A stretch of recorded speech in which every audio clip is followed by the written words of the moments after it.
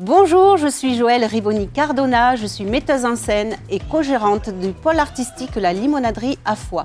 Aujourd'hui, je veux vous parler d'une prestation de cohésion d'équipe que nous lançons avec Valérie. Son nom, Improzestez-vous, l'impro coaching pour libérer l'entreprise. Bonjour, je suis Valérie Gebel de Guébard, je suis coach et je suis aussi comme toi, chef d'entreprise. Alors vous demandez peut-être pourquoi improvisation et coaching. Ce sont mes projets de metteuse en scène qui m'ont amenée à devenir chef d'entreprise. Et j'ai longtemps vécu cette double casquette comme un grand écart. Et je peux vous garantir qu'un grand écart au quotidien, c'est très inconfortable. Alors j'ai choisi de ramener mes pieds largeur bassin et je me suis rendu compte que les chefs d'entreprise, les managers, les chefs de projet de manière générale utilisent leur créativité, comme les artistes. Pour moi, le travail est une manière d'exprimer ses talents.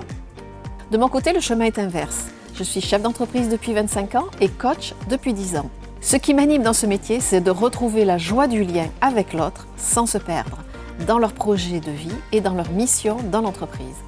Et j'ai à cœur de reconnecter le chef d'entreprise à sa joie de création. Nous nous connaissons depuis plus de 6 ans avec Valérie et nous partageons cette même ambition de transformer la relation au travail. Aujourd'hui, cette ambition, nous la concrétisons en créant Improzestez-vous.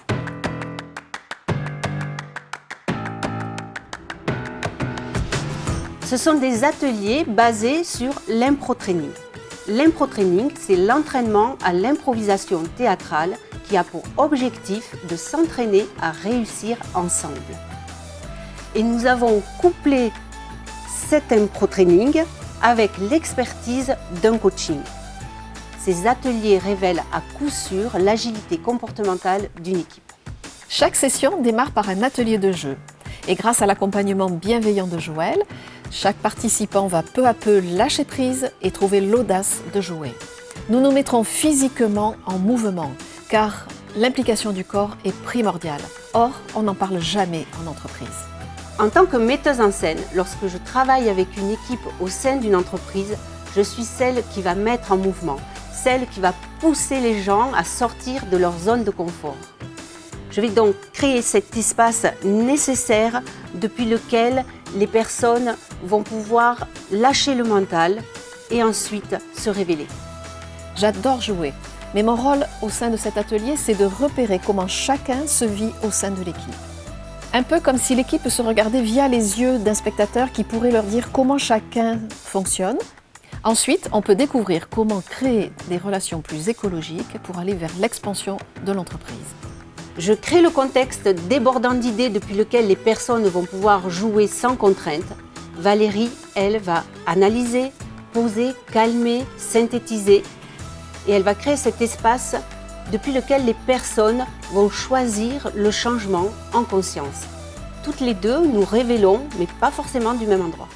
Je trouve très joyeux de faire cette transformation-là à partir du jeu.